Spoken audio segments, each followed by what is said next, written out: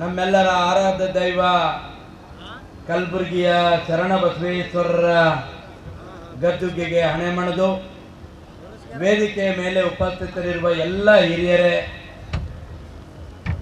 ಆಗಮಿಸಿರುವ ಮಾಧ್ಯಮದ ಸ್ನೇಹಿತರೆ, ದೀಕ್ಷಾ ಪಂಚಮಶಾಲಿ ಅಭಿಮಾನಿ ಬಂಧುಗಳೇ, ಸಮಯದ ಅಭಾವ ಇದೆ. ಇನ್ನು ಇಬ್ಬರು ಹುಲಿಗಳು ಮಾತಾಡೋರಿದ್ದಾರೆ. ಅವರ ಮಾತುಗಳು ನಮಗೆ ಬಹಳ ಮುಖ್ಯ ಇದೆ. ಬಂಧುಗಳೇ, ನಾನು ಹೆಚ್ಚು ಸಮಯವನ್ನು ತಗೊಳ್ಳೋದಿಲ್ಲ. ಪರಮ ಪೂಜ್ಯ ಜಯ ಮೃತ್ಯುಂಜಯ ಸ್ವಾಮೀಜಿಗಳು ಇವತ್ತು ಅವ್ರ ಬಗ್ಗೆ ಒಂದು ಎರಡು ಮಾತುಗಳನ್ನು ಹೇಳಿ ಈ ಹೋರಾಟ ಏಕೆ ಇಂಪಾರ್ಟೆಂಟ್ ಅನ್ನೋದನ್ನ ನಾನು ಹೇಳ್ತೇನೆ. ಮೃತ್ಯುಂಜಯ ಜಗದ್ಗುರುಗಳು ಮನಸ್ಸು ಮಾಡಿದ್ರೆ ಅವರು ಸ್ವರ್ಗದಂತ ಒಂದು ಮಠವನ್ನು ಕಟ್ಕೊಂಡು ಆಯುಷಾರಾಮವಾದಂತ ಜೀವನವನ್ನು ನಡೆಸಬಹುದಾಗಿತ್ತು. ಬಂಗಾರದ ತಟ್ಟೆಯಲ್ಲೇ ಊಟ, ಬಂಗಾರದ ಸಿಂಹಾಸನದಲ್ಲೇ ಕೂತ್ಕೊಳ್ಳೋದು, ಬಂಗಾರದ ಮಂಚದಲ್ಲೇ ಮಲಗಬಹುದಾಗಿತ್ತು. ಅಂತ ಪಂಚಮಶಾಲಿ ಸಮುದಾಯದ ಜಗದ್ಗುರುಗಳು ಅದನ್ನ ತ್ಯಜಿಸಿ ಇವತ್ತು ಅವರು ಎಲ್ಲಿ ಮಲಗ್ತಾರೋ ಗೊತ್ತಿಲ್ಲ, ಯಾವಾಗ ಪ್ರಸಾದ ಮಾಡ್ತಾರೋ ಗೊತ್ತಿಲ್ಲ. ನಾನು ಅನೇಕ ಸಲ ಕೇಳಿದೆ ಜಗದ್ಗುರುಗಳಿಗೆ, ನೀವು ಯಾವಾಗ ಮಲಗ್ತೀರಿ ಗುರುಗಳೇ, ಯಾವಾಗ ಪ್ರಸಾದ ಮಾಡ್ತೀರಿ ಅಂತ ಹೇಳಿದೆ. ಇಲ್ಲ ರಾಜಕುಮಾರ, ನನಗೆ ಪ್ರಸಾದ ಇಂಪಾರ್ಟೆಂಟ್ ಇಲ್ಲ, ಮಲಗೋದು ಇಂಪಾರ್ಟೆಂಟ್ ಇಲ್ಲ, ನನ್ನ ಸಮಾಜಕ್ಕೆ ನ್ಯಾಯ ಯಾವತ್ತು ಸಿಗುತ್ತಾ ಅದು ನನಗೆ ಸ್ವರ್ಗಕ್ಕಿಂತ ಹೆಚ್ಚು ಅಂತಕ್ಕಂಥ ಮಾತನ್ನ ಅವರ ಹೃದಯ ಎಂಥದ್ದು ಅಂತ ಕೇಳಿದ್ರೆ,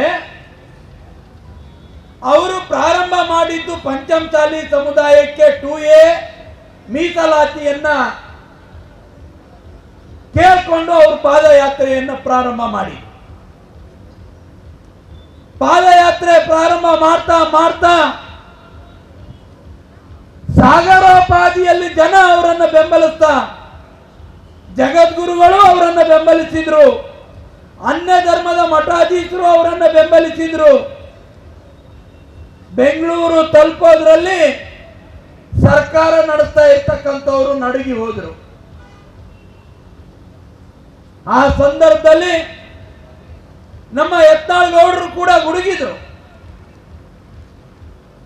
ಇದನ್ನ ನಿರ್ಲಕ್ಷ್ಯ ಮಾಡಿದ್ರೆ ಉಳಿಗಾಲ ಇಲ್ಲ ಅನ್ನುವಂಥದ್ದನ್ನ ಹೇಳಿದ್ರು.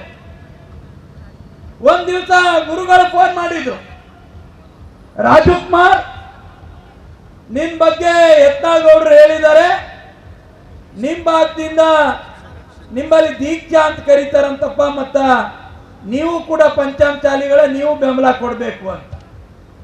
ಅದಕ್ಕೆ ನಾವು ಹೇಳಿದ್ವಿ, ಅಣ್ಣ ಬಸವಣ್ಣನವ್ರು ಹೇಳಿದ್ರು, ಇವನಾರವನೆಂದೆರಿಸದಿರಯ್ಯ, ಇವ ನಮ್ಮವನೆಂದೆರಿಸಯ್ಯ ಕೂಡಲ ಸಂಗಮ ದೇವ ಅಂತೇಳಿ. ಅಂತ ದೀಕ್ಷಾ ಸಮಾಜ ಎಲ್ಲರನ್ನ ಜೊತೆಗೆ ತಗೊಂಡು ಹೋಗುವಂಥದ್ದು, ಪಂಚಮಶಾಲಿ ಸಮಾಜ ಕೂಡ ಅದನ್ನ ಎಲ್ಲರನ್ನ ಜೊತೆಗೆ ತಗೊಂಡು ಹೋಗುವಂಥದ್ದು. ಹಿಂದೆ ನಾವು ಕೂಡ ಪಂಚಮಶಾಲಿಗಳಾಗಿದ್ವಿ.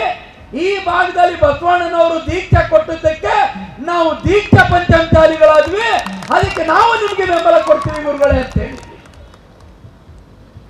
ನಾನು ನಿನ್ನೆ ಗುರುಗಳೇ ಈ ಸಭೆ ಪ್ರಾರಂಭ ಆಗ್ಬೇಕಾದ್ರೆ ನಿನ್ನೆ ಮಾಧ್ಯಮ ಸ್ನೇಹಿತರಿಗೆ ಕರೆದು ಇಲ್ಲಿರುವಂತ ಎಲ್ಲ ವೀರಶೈವ ಲಿಂಗಾಯತ ಎಲ್ಲ ಒಳಪಂಗಡಗಳಿಗೂ ಹೇಳಿದ್ವಿ, ಇದು ನಿಮ್ಮ ಯಾರೋ ವಿರೋಧಿಗಳಿಗಾಗಿ ವಿರೋಧಕ್ಕಾಗಿ ಮಾಡ್ತಾ ಇರುವಂತಹ ಸಂಘಟನೆ ಅಲ್ಲ. ನಮ್ಮ ಗುರುಗಳ ಹೃದಯವನ್ನು ನೀವು ಮುಟ್ಟಿ ನೋಡಬೇಕು. ಅಂದು ಅಣ್ಣ ಬಸವಣ್ಣನವರು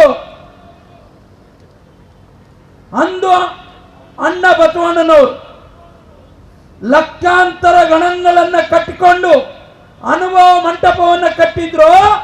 ಹಾಗೆ ಇವತ್ತು ಎಲ್ಲ ಲಿಂಗಾಯತ ವೀರಶೈವ ಸಮುದಾಯಗಳ ಒಳಪಂಗಡಗಳನ್ನು ಕಟ್ಟಿಕೊಂಡು ಅವರೆಲ್ಲರ ನ್ಯಾಯಕ್ಕಾಗಿ ಅವರನ್ನ OBCಗೆ ಸೇರಿಸಬೇಕು ಅಂತ ಹೇಳಿ ಹೋರಾಟದ ಸಂಕಲ್ಪವನ್ನು ತೊಟ್ಟಂತವರು ನಮ್ಮ ಜಗದ್ಗುರುಗಳು. ಅದಕ್ಕಾಗಿ ನಾವು ಬೆಂಬಲ ಕೊಡಬೇಕು. ಎಲ್ಲ ಒಳಪಂಗಡಗಳನ್ನು ಮರೆತು ಈ ಹೋರಾಟಕ್ಕೆ ಬೆಂಬಲ ಕೊಡಬೇಕು ಅಂತಕ್ಕಂಥದ್ದನ್ನು ನಾನು ಹೇಳಿದೆ. ಹಿಂದೆ ಅನೇಕ ಜನ ಲಿಂಗಾಯತ ಸಮುದಾಯದ ಮುಖ್ಯಮಂತ್ರಿಗಳಾಗಿ ಹೋದ್ರು. ಆದ್ರೆ ವೀರಶೈವ ಲಿಂಗಾಯತ ಸಮುದಾಯದ ಸಮಗ್ರ ಅಭಿವೃದ್ಧಿ ಬಗ್ಗೆ ಚಿಂತನೆಯನ್ನು ಮಾಡಲಿಲ್ಲ. ಅವರು ಕೂಡ ಒಳಪಂಗಡಗಳ ಅಭಿವೃದ್ಧಿಯನ್ನು ಮಾಡಿದ್ರೆ ಹೊರತಾಗಿ ಸಮಗ್ರ ಲಿಂಗಾಯತ ವೀರಶೈವ ಧರ್ಮದ ಅಭಿವೃದ್ಧಿ ಬಗ್ಗೆ ಚಿಂತನೆಯನ್ನು ಮಾಡಲಿಲ್ಲ. ಅದರ ಫಲವಾಗಿ ಇವತ್ತು ಸಿದ್ದರಾಮಯ್ಯನಂತವರು ಎದ್ದು ಕೂತಿದ್ದಾರೆ. ವೀರಶೈವರು ಕರ್ನಾಟಕದಲ್ಲಿ ಅಲ್ಪಸಂಖ್ಯಾತರಾಗಿ ತೋರಿಸ್ತಾ ಇದ್ದಾರೆ. ಇವತ್ತು ಕೂಡ ವೀರಶೈವ ಲಿಂಗಾಯತ ಮಹಾಸಭಾ ಕೇವಲ ಒಂದು ಹೇಳಿಕೆಯನ್ನು ಕೊಟ್ಟು ಕೈ ತೊಳ್ಕೊಂಡು ಕೂತ್ಬಿಟ್ಟಿದೆ. ಕಾಂತರಾಜ ಹೇಳಿಕೆ ಅವೈಜ್ಞಾನಿಕ. ಹೇಳಿಕೆಯಿಂದ ಏನಾಗುತ್ತೆ ಸಾಹೇಬ್ರೆ? ಹೇಳಿಕೆಯಿಂದ ಏನು ಆಗೋದಿಲ್ಲ. ಅದು ಒಂದು ಬಾಂಬ್ ಇದ್ದಂಗೆ, ಜೀವಂತ ಬಾಂಬ್. ಸಿದ್ದರಾಮಯ್ಯನವರು ತಗೊಂಡು ಕೂತ್ ಬಿಟ್ಟಿದ್ದಾರೆ. ಯಾವತ್ತು ಆ ಬಾಂಬ್ ಹೋಗಿತಾರೋ ಗೊತ್ತಿಲ್ಲ. ನಮ್ಮ ಸಮಾಜವನ್ನು ನಾಶ ಮಾಡೋದು ನಿಶ್ಚಿತ. ಅದಕ್ಕೆ ನಾವು ಇವತ್ತು ಕಾಂತರಾಜ್ ಆಯೋಗದ ವರದಿಯನ್ನ ತಿರಸ್ಕಾರ ಮಾಡಬೇಕು ಅನ್ನುವಂತ ಹಕ್ಕೊತ್ತಾಯವನ್ನು ನಾವು ಇವತ್ತು ಮಾಡ್ತಾ ಇದ್ದೇವೆ. ದೀಕ್ಷಾ ಪಂಚಮಸಾಲಿ ಸಮುದಾಯವನ್ನ 2A ಪಂಗಡಕ್ಕೆ ಸೇರಿಸಬೇಕು ಅನ್ನುವಂತ ಹಕ್ಕೊತ್ತಾಯವನ್ನು ಮಾಡ್ತಾ ಇದ್ದೇವೆ. ಹಿಂದಿನ ಮುಖ್ಯಮಂತ್ರಿ ಬಸವರಾಜ ಬೊಮ್ಮಾಯಿ ಅವರು ಎಲ್ಲ ವೀರಶೈವ ಲಿಂಗಾಯತರನ್ನು ಒಂದುಗೂಡಿಸಿ, ಸ್ವಾಮಿಗಳೇ 2A ಆಗೋದಿಲ್ಲ, ನಿಮ್ಮೆಲ್ಲರನ್ನ ಒಂದುಗೂಡಿಸಿ 2D ಮಾಡ್ತೀವಿ ಅಂತೇಳಿ 2Dಯನ್ನ ಕೊಟ್ಟಂತ ಮೊದಲನೇ ಮುಖ್ಯಮಂತ್ರಿ ಬಸವರಾಜ ಬೊಮ್ಮಾಯಿ ಅವರು. ಅದನ್ನು ಕೂಡ ಹೃದಯದಿಂದ ಒಪ್ಕೊಂಡಂತವರು ನಮ್ಮ ಜಗದ್ಗುರುಗಳು ಬಂಧುಗಳೇ. ಅದಕ್ಕೆ ಇವತ್ತು ಕೇಂದ್ರ ಸರ್ಕಾರಕ್ಕೆ ನಮ್ಮ ಲಿಂಗಾಯತ ವೀರಶೈವ ಸಮಾಜದ ಎಲ್ಲ ಒಳಪಂಗಡಗಳನ್ನ OBC ಸಮುದಾಯ ಎಂದು ಪರಿಗಣಿಸಬೇಕು ಅಂತೇಳಿ ಒತ್ತಾಯವನ್ನು ಮಾಡ್ತಾ ಇದ್ದೇವೆ.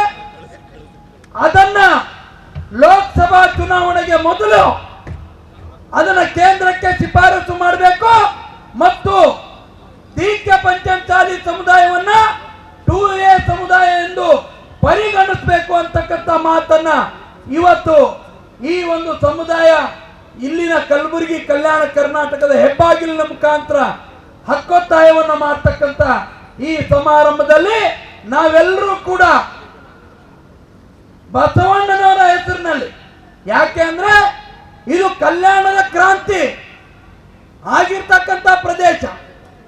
ಜೈ ಬಸವಣ್ಣನವರಿಗೆ ಜೈ ಹೇಳೋ ಮುಖಾಂತರ, ಎಲ್ಲರೂ ಕೈ ಎತ್ತೋ ಮುಖಾಂತರ ಈ ನಿರ್ಣಯಕ್ಕೆ ನಮ್ಮ ಒಪ್ಪಿಗೆ ಇದೆ ಅನ್ನುವಂಥದ್ದನ್ನು ತೋರ್ಸೋಣ.